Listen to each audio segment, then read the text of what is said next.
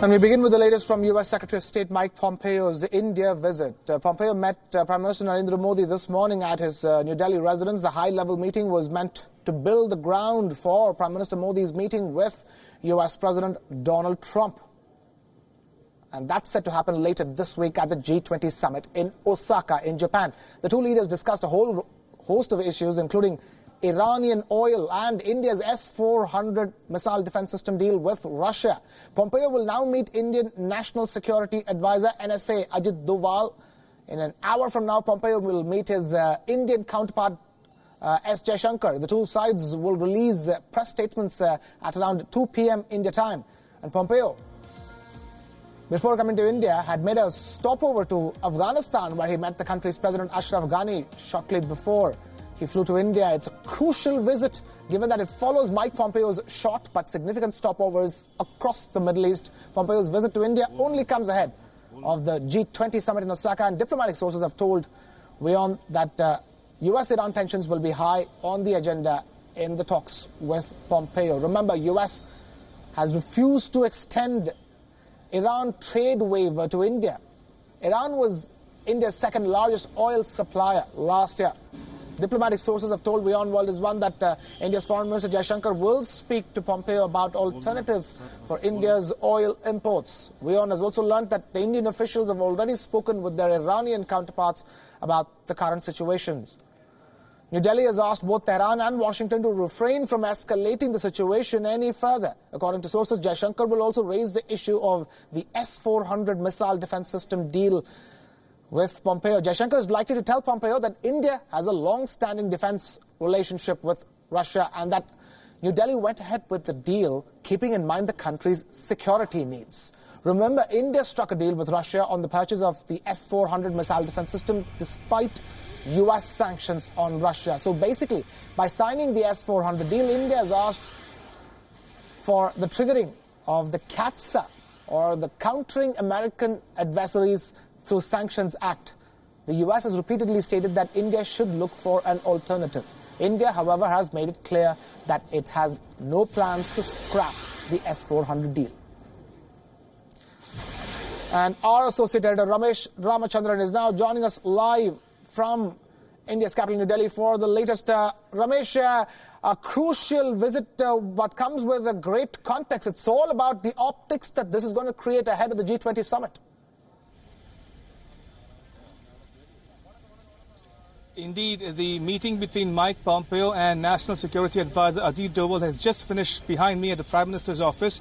The next stop for Pompeo would be the Indian Ministry of External Affairs, where he'll have talks with India's Foreign Minister S. Jaishankar. So towards the end of that meeting, one expect to flesh out the issues bedeviling the relationship, be it trade, technology or terrorism.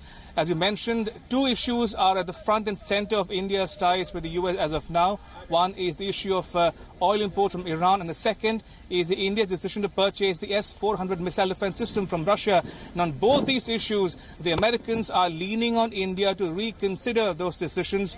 We have to wait and watch as to what India decides going forward after the talks with Pompeo. Ramesh, I also wanted to ask you about, that's why I started talking about the G20 summit, because this, in a sense, is laying the groundwork for the PM Modi, President Trump conversation that's set to take place in Osaka. Indeed, the significance of Pompeo's talks in New Delhi is that this is the first high-level visit from any foreign country to New Delhi after the inauguration of Prime Minister Modi's second term in office last month. And Pompeo's talks in New Delhi are essentially a get-to-know-each-other meeting. No agreements will be signed, but it is just to acquaint each other of each other's positions on contentious issues, including Iran and Russia, and also trade and technology, and as well as terrorism. But that said, these talks will essentially lay the ground for the Modi-Trump meeting on the margins of the G20 summit in Osaka later this week, and also the trilaterals between the leaders of India, America, and Japan on the one hand, and Russia, India, China on the other hand, again on the margins of the G20 this week. Ramesh Ramachandran, our associate editor, joining us with live updates from India's capital, New Delhi, where Mike Pompeo is and is all set to meet Jaishankar. And Ramesh, we will be coming back to you and getting you more latest updates, even as U.S. Secretary of State Mike Pompeo meets India's External Affairs Minister S. Jaishankar. And the fourth G20 summit, which is all set to begin in Osaka in Japan, comes with the theme of, under the Japanese presidency, in human-centered future society. And focus will be on a range of issues like digital economy and artificial intelligence. The city of Osaka will soon be flooded with leaders from across the globe. The who's who of global politics will take over the streets in what is the biggest summit this year. Schools have been closed and security has been tightened as security officials expect an extra 30,000 people to be present in the city. India's Prime Minister Narendra Modi will be going to Japan for 2 days, the 28th and the 29th of this month, to participate in the summit. And this will be the 6th G20 summit that he is participating in since the year 2014 and the first in his second term. New Delhi is expected to strongly raise the issue of economic offenders and black money. See, now we are very keen that the economic offenders and those who are the perpetrators of economic crimes, the holders of black money, should be brought to book. Those who are running away from India should be brought back, and no country should provide them shelter. Other than this, climate change, counter-terrorism and WTO reforms will be the other focus for India. The summit is happening in the backdrop of a trade war between the world's number one and number two economies, the US and China, and Washington's diminishing commitment to the World Trade Organization. See, India is of a strong view that global trade should be free from any restrictions, encumbrances. Multilateralism should prevail. It should happen under the aegis of World Trade Organization. The reforming World Trade Organization is necessary, but it should happen in a way that all the countries in the world will have a right to decide how it should be. The WTO should be a forum for growth, forum for equity, forum for inclusiveness. And as always, Prime Minister Modi will be meeting plenty of leaders at the summit. He will be meeting Japan's Prime Minister Shinzo Abe, US President Donald Trump, Russia's President Vladimir Putin, and Chinese President Xi Jinping. During last year's summit in the Argentinian capital of Buenos Aires, PM Modi met leaders under the JAI, or JAI, Japan, America, India grouping, RIC, or Russia, India and China grouping, and a permanent fixture has been the informal BRICS summit. But the big focus will also be on the much-talked-about meeting between US President Donald Trump and China's President Xi Jinping to resolve issues on trade. The US-Iran tiff is also expected to dominate the discourse throughout the summit. WION's diplomatic correspondent Siddhant Subal is tracking the latest updates from Osaka in Japan, and he gets us this report.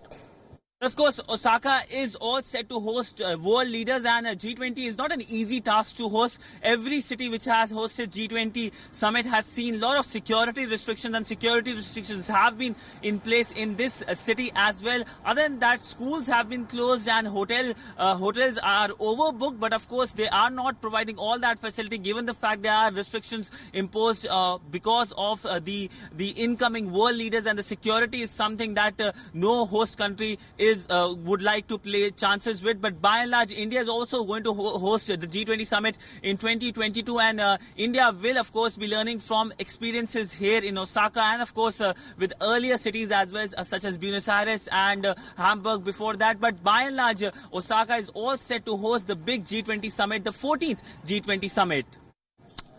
Now, in yet another diplomatic win for India, 55 nations of the Asia-Pacific group at the United Nations have unanimously backed India's candidature for a non-permanent seat of the Security Council. The Asia-Pacific group has backed India's bid for a 2-year term from 2021 to 2022.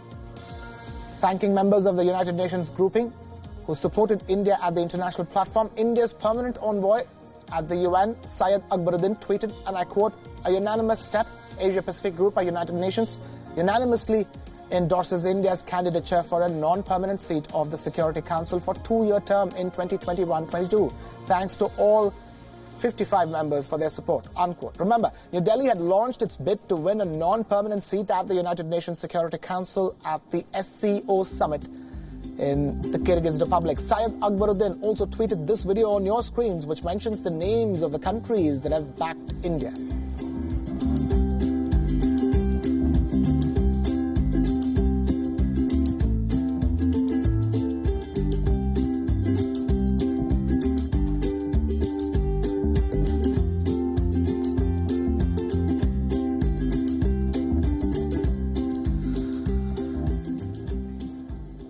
In the latest